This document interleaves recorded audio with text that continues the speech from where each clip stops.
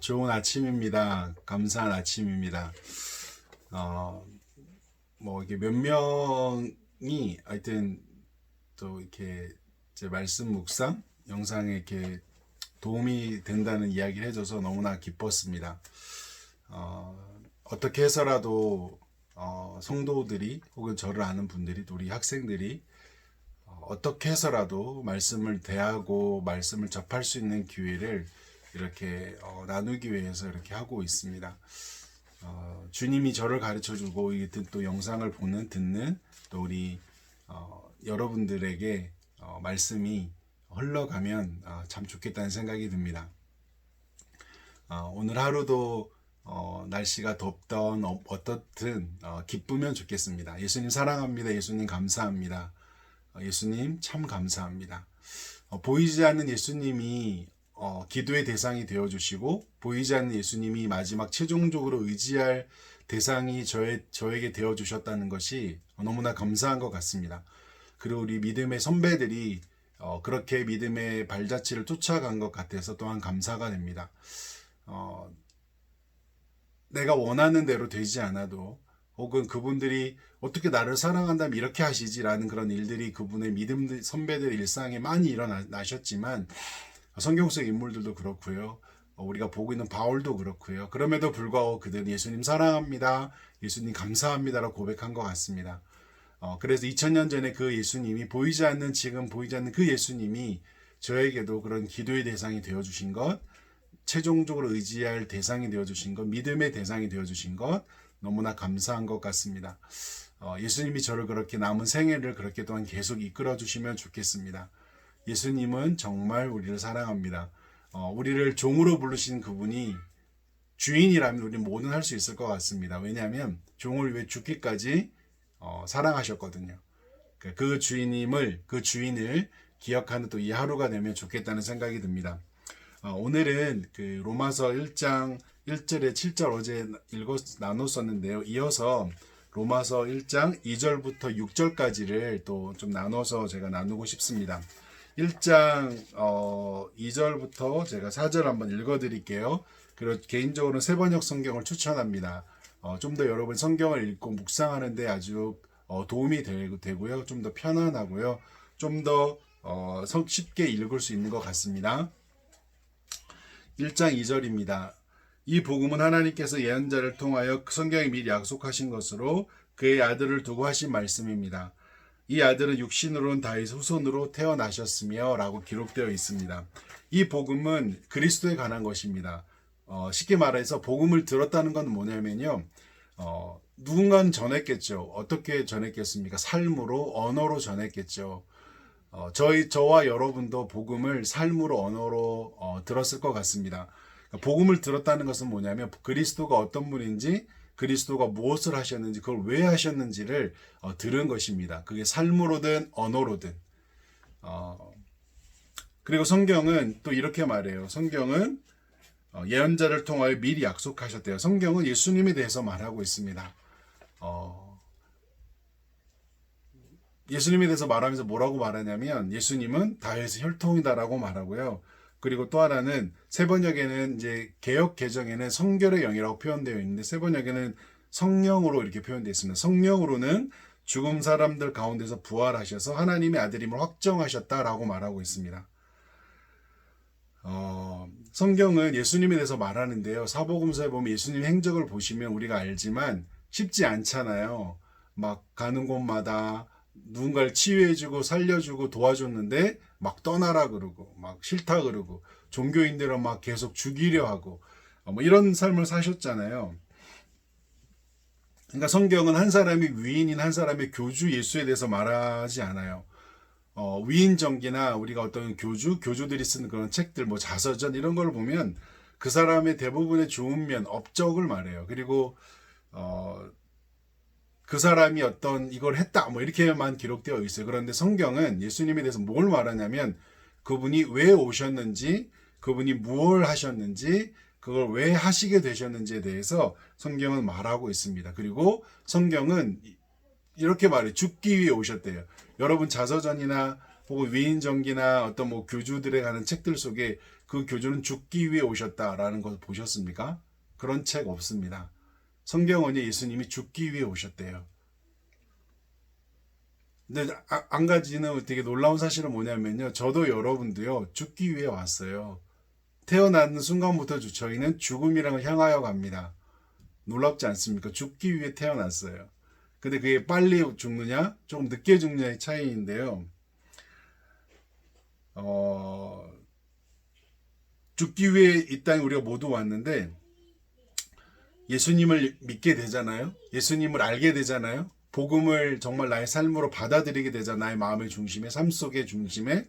그러면 내가 왜 왔는지, 무엇을 위해 살아야 하는지, 어떻게 죽게 되는지를 알게 됩니다. 그렇기 때문에 똑같은 인생을 살아도 좀 더 사는 방식이 다를 수밖에 없습니다. 복음을 접했고 복음을 나의 중심에 소유하고 있는데 그 예수님을 모르는 사람들과 동일한 방식과 동일한 가치를 추구한다? 불가능합니다. 예수님은 죽기 위해 오셨습니다. 저와 여러분도 지금 어쩌면 죽기 위해 죽는 것을 전제로 살아가고 있습니다. 그렇다면 저와 여러분이 어떻게 남은 생애를 살아야 될지, 이 하루를 살아야 될지가 좀 더 명확해지는 것 같습니다. 그것을 안다면, 그리고 그것을 생각한다면 지금의 이 순간, 이 하루, 또 이 한 달, 이 1년 어떻게 살아야 될지가 이렇게 보여지게 되는 것 같습니다. 그리고 사도 바울이 이렇게 말해요. 3절에 뭐라고 말하냐면요. 이렇게 말해요. 성령으로는 죽은 사람들 가운데서 부활하심을 나타내신 권능으로 하나님의 아들로 확정되신 분이십니다. 그는 곧 우리 주 예수 그리스도이십니다라고 말합니다. 사도 바울이 이렇게 말해요. 그는 곧 우리 주 예수 그리스도입니다. 죽으시고 부활하셔서 하나님의 자기의 권능을 나타내신 하나님의 아들 확정된 분입니다라고 말해 그분을 주 예수 그리스도입니다라고 말해요.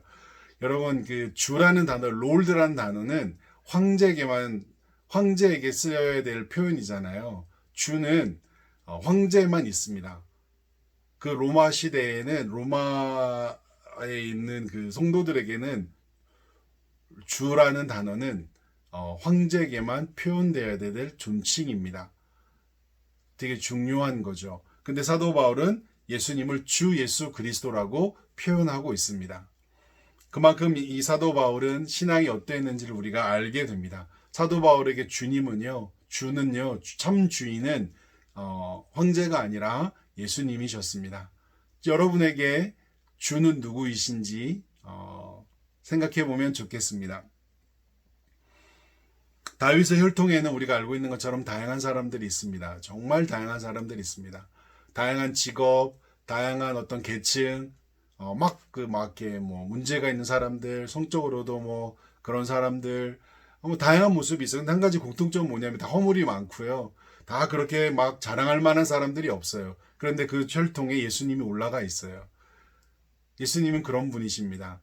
여러분이 만일에 제가 만일에 교주라면요. 그 혈통 다 지울 것 같아요.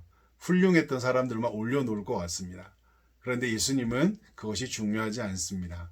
왜? 전능하신 분이기 때문에, 죽기 위해 오신 분이기 때문에 자기의 족보에 누가 올려져 있는지는 중요하지 않습니다. 오히려 성경은 그것을 통해서 예수님은 참 하나님이시고 참 인간이라는 것을 말해주고요. 예수님은 편견 없다는 것을 말해주고, 예수님은 그 사람의 지위의 높고 낮음, 소유의 많고 적음이 예수님에게는 중요하지 않다는 것을 성경을 통해서 우리에게 또한 이것을 가르쳐 줍니다. 다윗의 혈통에 속했다는 예수님은 뜬금없이 쑥 나타난 사람이 아니라 예수님은 하나님의 뜻과 계획 가운데 온 사람이라는 것입니다. 그리고 완전한 인간 예수라는 것을 또한 말해주고 있습니다. 그리고 5절과 6절에 이렇게 말하고 있습니다. 우리는 그를 통하여 은혜를 입어 사도의 직분을 받았습니다. 그것은 우리가 그 이름을 전하여 모든 민족이 믿고 순종하게 하라는 것입니다. 여러분도 그들 가운데 들어있어서 예수 그리스도의 부르심을 받은 사람이 되었습니다라고 말합니다. 5절과 6절에서는요. 바울과 함께한 이 동력자가 있었던 거죠. 바울과 동력자들은 그리스도를 통하여 은혜를 입어서 사도의 직분을 받았다고 말해요. 그렇게 하신 이유는 뭐냐면 예수님을 전해서 모든 민족이 믿고 순종하기 위함이라고 말합니다. 그러니까 저와 여러분들이 지금 예수님을 통해서 내가 은혜와 직분을 받았다고 여기고 있는 사람은 쉽게 말해서 언어로, 삶으로 그 예수님에 대해서 말한다라는 겁니다. 되게 중요한 이야기입니다. 우리는 막 전도 그런 건 되게 막 이렇게 막 때로는 부담스러워 힘들어 하잖아요. 여러분의 인생이, 저의 인생이 예수님의 은혜로 직분을 받은 사람이로, 은혜와 예수님을 통해서 은혜와 직분을 받은 사람이라고 여긴다면, 쉽게 말해 예수님을 통해서 하나님의 자녀가 된 것이 은혜라는 것을 아는 사람, 예수님을 통해서 우리가 죄 용서함 받았음을, 이것이 조건은 은혜라는 것을 아는 사람, 그리고 거기에다가 직분까지 준 분이 예수님이라는 것을 아는 사람은 예수님을 삶으로, 언어로 전하게 된다는 것입니다. 억지가 아니라요. 뭐 누구 때문에도 아니고요. 뭐 뭘 확장시키기 위해서도 아니고요. 왜? 그러지 않을까요? 나를 위해 누군가 그렇게 나의 존재 가치를 올려주는, 자랑할 수밖에 없죠. 그런데 예수님을 언어로, 삶으로 전하는데요. 그 시작은 어디일 것 같습니까? 여러분의 가족입니다. 여러분의 가장 가까이 있는 가족이고요. 여러분이 지금 보내고 있는 그 일상, 일터입니다. 캠퍼스는 그 학과 학생들, 직장인들은 그 일터, 그리고 가족입니다. 너무 안 쉽죠. 너무 어려워요. 사역자인 저도 쉽지 않습니다. 저도 우리 아이들에게 미안해, 이런 말 자주 합니다. 이제 저도 쉽지 않은 부분들이 있습니다. 하지만 그 시작이 가족과 일터입니다. 그렇기 때문에 우리가 은혜로 용서받은 한 사람의 사실을 기억하고, 그것을 통해서 그 삶의 방식, 삶으로 우리는 또 그 예수 그리스도가 전해지면 좋겠습니다. 저와 여러분들이 예수님을 부르셨다는 사실이 기쁩니까? 아니면 두려우십니까? 아니면 감사하십니까? 사도 바울이 로마서의 이 편지의 수신자들은 그리스도의 부르심을 받은 사람이 되었다라고 사도 바울이 또 6절에 이야기하고 있거든요. 저와 여러분들은 그리스도의 부르심을 받은 사람들입니다. 이 말에 동의가 되세요? 그 주님이 불렀다는 사실 때문에 감사가 있습니까? 네, 되게 중요한 것 같습니다. 주님이 저희를 부르신 것이 감사하면요, 이 하루도 또한 의미 있게 기쁘게 또 살아갈 것 같습니다. 주님이 나를 부르는 게 혹시 부담스럽고 두렵고 내가 뭔가 막 손해볼 것 같고 그러세요? 그렇지 않습니다. 절대 그렇지 않습니다. 예수님이 저와 여러분을 부르신 거는요, 우리를 신뢰하는 것입니다. 동력자로 여기는 것이고요. 그리고 하실 일이 있는 것입니다. 그것을 기억하는 이 하루 되면 좋겠습니다. 사랑하고 축복합니다.